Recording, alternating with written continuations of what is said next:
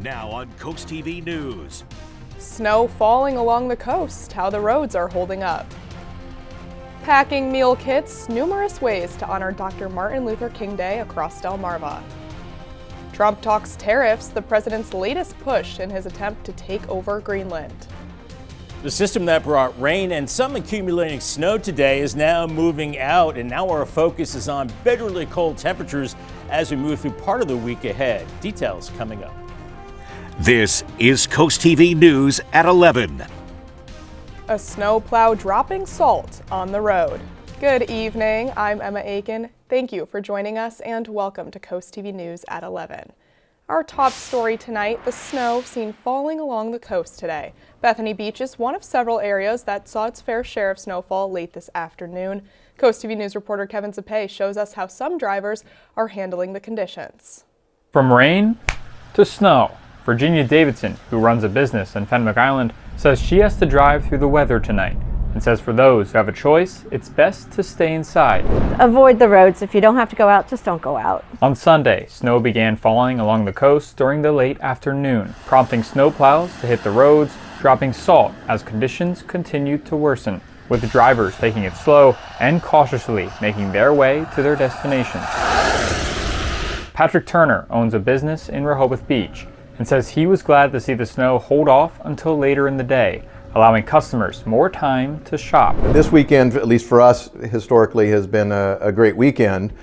And I'm happy to say that even with the rain and or the fear of snow, that it hasn't impacted our customers. As snow starts to stick to surfaces, Davidson hopes drivers remain alert and take their time. But I would just suggest everybody just take their time. It's going to get really slick really quick. We spoke with one driver here in Bethany Beach who told CoastTV although the roads aren't bad yet, they plan to drive home and hunker down for the rest of the night. I'm Kevin Zapay in Bethany Beach, CoastTV News. Throughout this cold weather, DHSS has designated various warming centers across Sussex County. They will be open January 20th and the 21st from 8:30 a.m. to 4:30 p.m. It is important to note that these centers won't be open tomorrow due to Martin Luther King Day. Code Purple at the Cape and the Community Resource Center in Rehoboth Beach will be open and operating at normal schedule. And we are now taking a live look outside into Milford. Our first alert meteorologist Bob Trihey joins us now. Bob, luckily all that rain we saw didn't all turn to snow.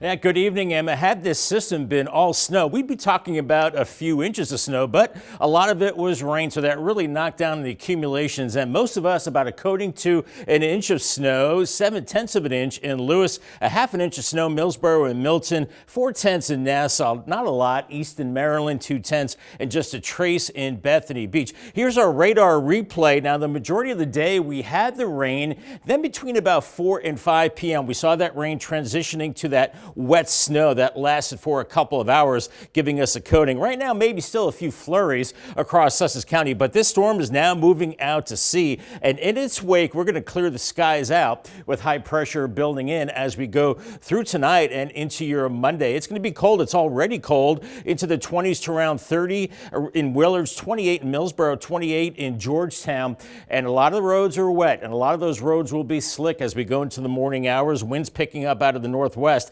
Feels like temperatures in the teens and lower 20s right now.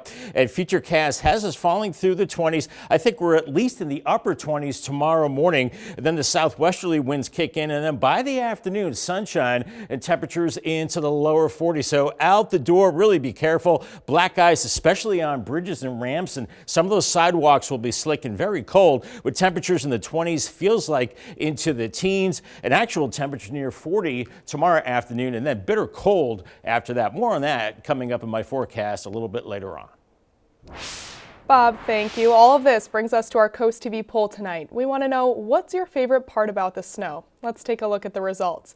So far, 43% of you say don't like it. Yeah, I think I'm in that category. 40% though say they like the appearance, 10% winter sports, and 7% for playing outside. And if you haven't voted yet, you still can at coasttv.com or on the mobile app.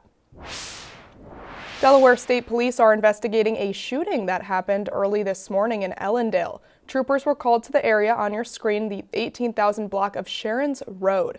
Police say it happened around 1:20 a.m. after multiple shots hit a home and 2 parked cars. 2 adults and 2 children were inside, but no one was hurt, according to police. If you use the Cape May Lewis Ferry, listen to this. Starting tomorrow, a traffic detour will go into place for drivers heading to the terminal. The ferry says drivers will have to use Beach Drive to enter the terminal parking lot. There are detour signs being posted.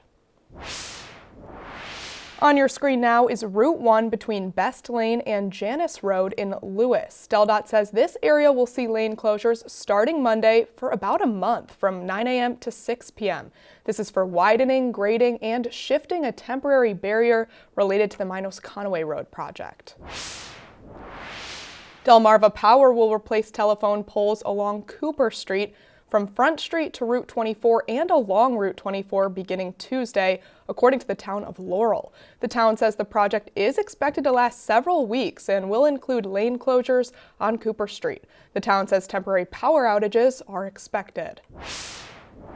Several organizations across Delmarva are honoring Dr. Martin Luther King Jr. Day with events focused on reflection and service. Video on your screen now is from last year's MLK Day event in Milford. That will take place again tomorrow at the Food Bank of Delaware at 10:30 a.m. It's a day of service and packing meal kits for children in need. Staying there in Milford, Downtown Milford Inc. is hosting a community-wide celebration of MLK Day. It's Monday night at 6 p.m. at the Milford Senior Center. Organizers say it's a free, family-friendly event that includes music, children's activities, local vendors, plus a keynote address focused on service, equity, and community unity. The Brandywine Valley SPCA is also hosting a Community Day of Service tomorrow. Community groups, families, and volunteers are invited to spend the day giving back to animals in need. At the Georgetown location, the event takes place from 9 a.m. to 4 p.m. tomorrow. Delaware State Parks will mark Martin Luther King Day with a statewide day of service tomorrow. It's part of its 75th anniversary celebration. Volunteers will take part in cleanup, trail work, and reforestation projects at parks across the state, promoting community service and environmental stewardship. Additional service days are also planned throughout the year. We do have much more on the Delaware State Parks Day of Service right now on CoastTV.com. Delaware State University will host its annual MLK Day celebration Monday. That's at noon on campus in Dover. Salisbury University will also host an MLK Day of Service on Tuesday, bringing volunteers together to support local teachers through community service projects. Switching gears now, the Chincoteague Volunteer Fire Company announced some important dates regarding the annual Pony Week. The 101st Pony Penning Week is July 25th through the 31st. The Sunrise Beach Walk you see here is scheduled for July 27th. Very majestic there. And of course, the Pony Swim, that's on July 29th this year.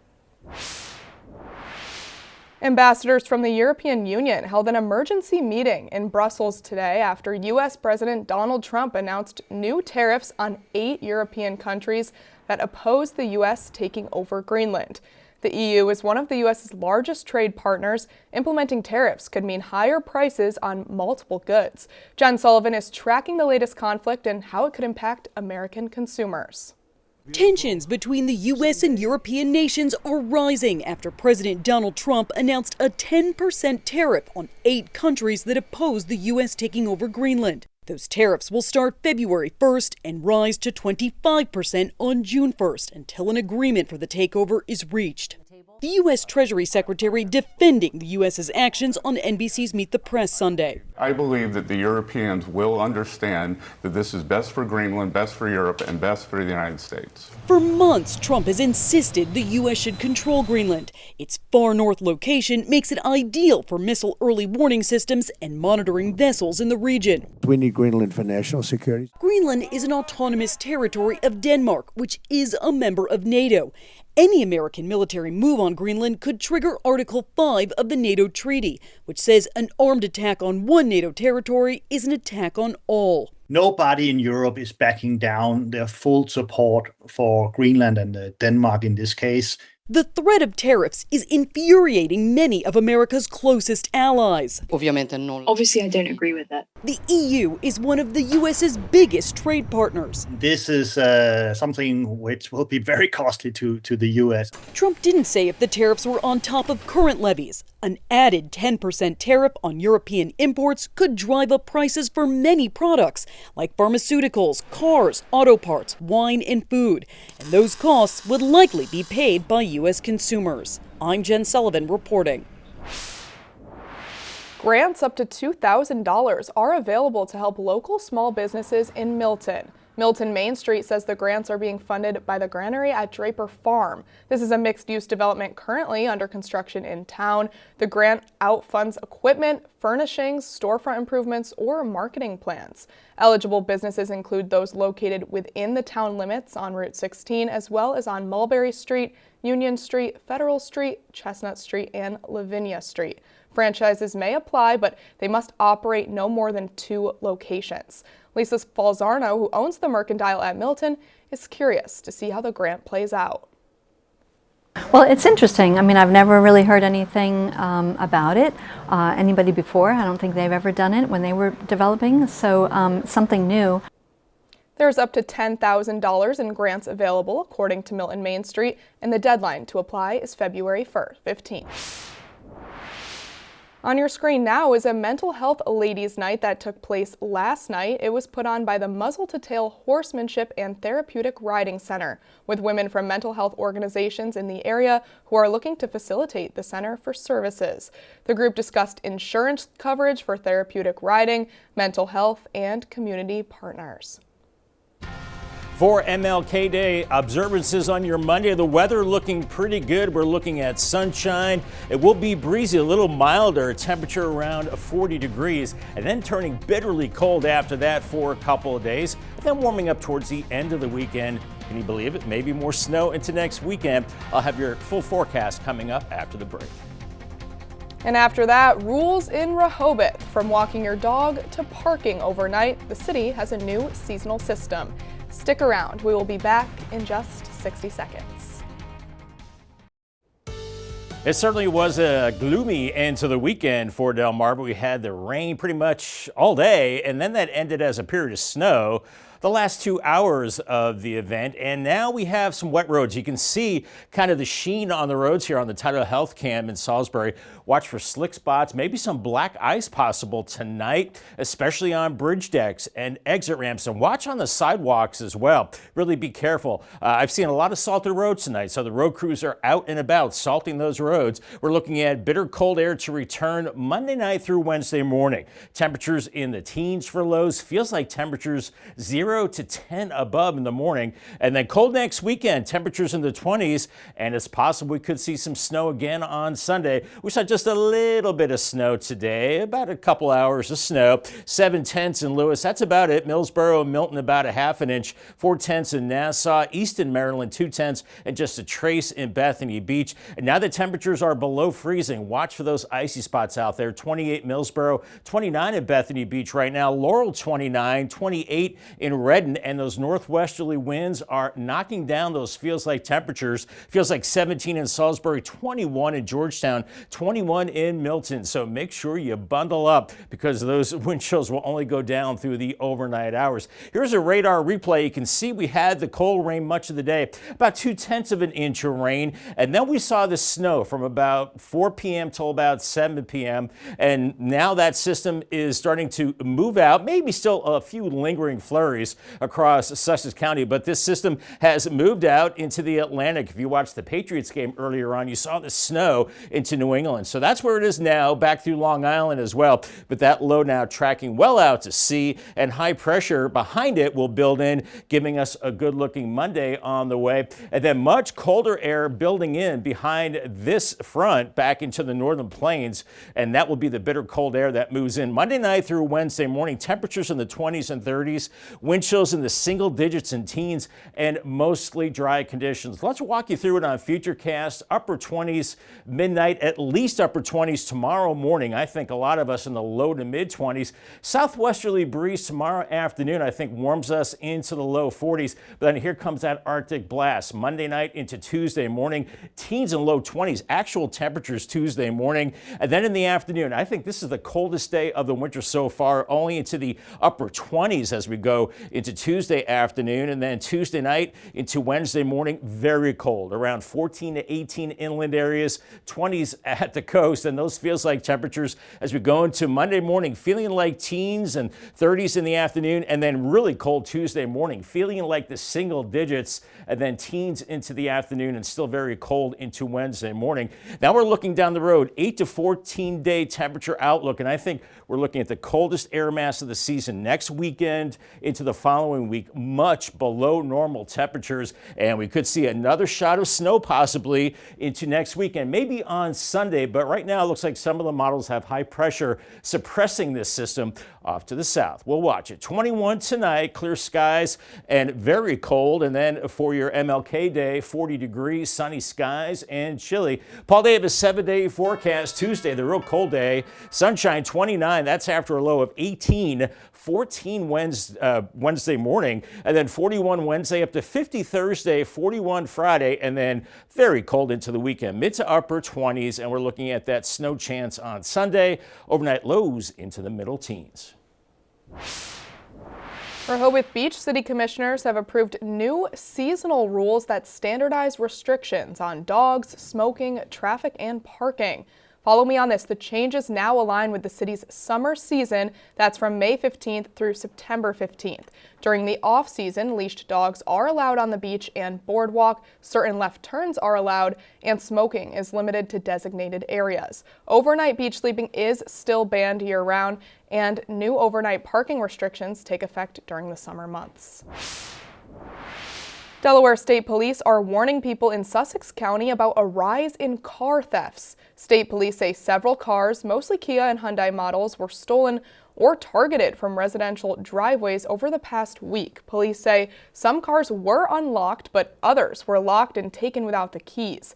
Delaware State Police are reminding drivers to never leave cars unlocked and to report suspicious activity. Radon gas. It's a naturally occurring underground gas. It's odorless and tasteless, and the second leading cause of lung cancer in the country.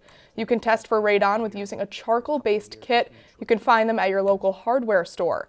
Anthony Marioni, a radon specialist for 30 years, says there's also other ways to test for radon.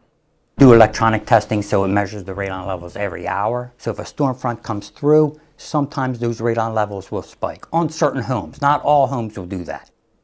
When testing at home, Marioni says to make sure you're testing away from drafts and make sure to have windows closed 12 hours before and during the test. In Providence, Rhode Island, students at Brown University are starting to return to campus following the winter break, but the effects remain of December's mass shooting that killed 2 people and injured 9. Nicole Moiter has more. A new year at Brown University, but campus will never be the same. TA camp has always been something that I've always enjoyed, like being back early, but it feels really weird this semester. Jaideep Naik is a senior and a teaching assistant. It's been pretty empty, like more than usual for TA camp, the campus as well. It just doesn't feel the same, I guess, wanting to explore, wanting to go out as much. Just been focused more on just getting the work done. Students at other schools in the city said they feel a difference too. There's a lot of empathy with them, and we feel the difference. We feel like everyone hurting and like how the whole community feels completely different. Paulina Zambrata is an international student at Johnson & Wales and stopped by the memorial at Brown Saturday to reflect on what happened here just over a month ago. I've talked to some Brown students about how they feel getting back, and they just told me how everything feels like completely different. Like even if it's been weeks from the tragedy, like it's just not the same. A new semester isn't the only new thing on campus. The university implemented new safety measures, expanding the school's blue light emergency phone and surveillance camera network, requiring ID cards to access buildings, and elevating the presence of public safety officers. Naik says he notices a difference. Personally, I feel safe, and I think that's because of the increased presence I've noticed. Most buildings I've walked into now have at least some security guard or something at the front. A lot of the buildings I used to just walk into without swiping, like the CS building, for example, I have to swipe into. Brown University officials say in addition to increased security, the university has implemented short-term and long-term plans to offer aid to the community and help with recovery. The Pentagon has put some active duty troops on prepare to deploy orders in case the president seeks to send them to Minnesota, according to 2 U.S. officials. Last week, President Trump threatened to invoke the Insurrection Act in response to protesters in Minneapolis. In preparation for the possibility of those orders, the Pentagon has told 1,500 active duty troopers to prepare to deploy. Minneapolis Mayor Jacob Frey was on NBC News Meet the Press this morning, saying it would be a shocking step. The notification sent out to those troops was described as prudent planning. The officials have no indication the president will use the Insurrection Act. Coming up next, a Martin Luther King exhibit, Art, to honor the civil rights activist in the nation's capital. We'll be right back. Ahead of the celebration of Martin Luther King Jr. Day and Black History Month, a new exhibit is now open to the public at Washington, D.C.'s Martin Luther King Jr. Memorial Library. It's called Freedom and Resistance. The exhibition is inspired by the 1619 Project, which takes a look at the connections between the Black American experience and the ideals of American freedom. Dominique Moody has details. Vibrant artwork, memorable quotes by intellectuals of yesterday and today, paired with local artifacts, are all pieces of a traveling exhibit now getting a stop in the district. People in D.C. are always thirsting for more information about Black history, not only in this city, but in this country. It's called The Freedom and Resistance, an exhibition inspired by the 1619 Project, a visual illustration of the work done by the New York Times Magazine and Pulitzer Prize-winning journalist Nicole Hannah-Jones. 3 sections dive into the ongoing initiatives of the work while showcasing local ties to D.C., Maryland, and Virginia. A copy of the district's 1862 slave code. It outlines not only the restrictions on enslaved people, but the restrictions on free Black people in D.C. as well. You have to have a freedom certificate. To me, that speaks powerfully to this moment we find ourselves in as we celebrate the 250th anniversary. Dominique Hazard is the guest curator of the Echoes of 1619 in Washington, detailing the history of enslaved and formerly enslaved African Americans in the district. In this part of the exhibit, we highlight one specific plantation. It was called Gisboro. It's where Washington Highlands is today. And visitors can see various archaeological artifacts that were exhumed from that plantation. The remaining sections bring visitors into original artworks by 10 Black artists and DC youth, examining the themes of freedom and resistance. I see optimism, I see frustration, I see fear, I see a willingness to speak up. I see a lot of courage. We are celebrating the 250th anniversary of the Declaration of Independence. The story told in the 1619 Project is critical to our nation's history. Coming up later, Drinks in Bethany, the fire and ice drink competition, all for a good cause. Withdrawal of U.S. forces, what Iraq's government confirmed today. That's up next on CoastTV News at 11. Today, Iraq's government confirmed U.S. forces have withdrawn from an airbase in western Iraq. The U.S. forces left Al-Assad Air Base in Anbar province, the final presence in Iraqi federal territory. Iraq's security forces will now take control of the airbase. U.S. forces are still present at Harar Air Base in the Kurdistan region in the north. The U.S. military has been present in Iraq since the 2003 invasion. At its height, the United States had 170,000 troops in Iraq. In 2011, President Barack Obama withdrew U.S. forces from the country, but 3 years later, the United States sent around 5,000 troops to Iraq at the request of the government to help Baghdad in its fight against ISIS. Just days ago, President Donald Trump announced the creation of a Board of Peace to oversee the reconstruction of Gaza. Former British Prime Minister Tony Blair, Canadian Prime Minister Mark Carney, and Secretary of State Marco Rubio are among the members of the board, with President Trump as its chairman. And now there are reports anyone who wants a permanent seat on the board must pay $1 billion. The money will be used to rebuild Gaza. Board members who do not make the payment can serve a 3-year term. The president invited leaders of several countries to be members of the board. However, the board has no representative from the Palestinian Authority. It is a Hamas rival that runs parts of the occupied West Bank. After the break here on Coast TV News, as we take a live look into Rehoboth Beach, we'll have a final check on your forecast when Coast TV News continues in just a few moments. Cheers! People in Bethany Beach and beyond came out to support BB Hospital. It was this year's Fire and Ice drink competition, organized by the Bethany Fenwick Area Chamber of Commerce. 15 restaurants created a custom cocktail that was Delaware themed. The drinks will be featured as the Fire and Ice Festival continues in a few weeks. And our very own Madeline Overturf was a celebrity judge. Each Friday, you can cheer up with a weekly dose of local good news from Coast TV. It's full of features, cool things to do each weekend, and more. You can sign up now for our Feel Good Friday newsletter at coasttv.com/sign-up.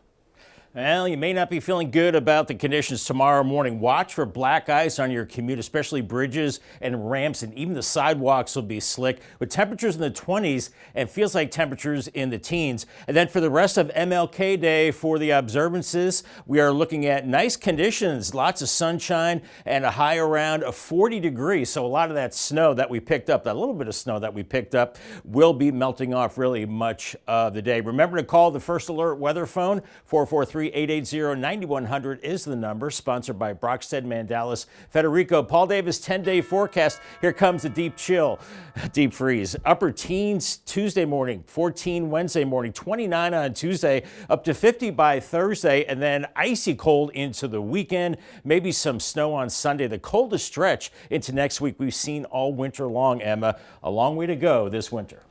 Bob will have to bundle up out there. Thank you. And thank you for joining us here for Coast TV News after Sunday Night Football. For more news and local weather, download our Coast TV News app. We'll see you in just a few hours for Coast TV News starting today at 5 a.m. Have a great night.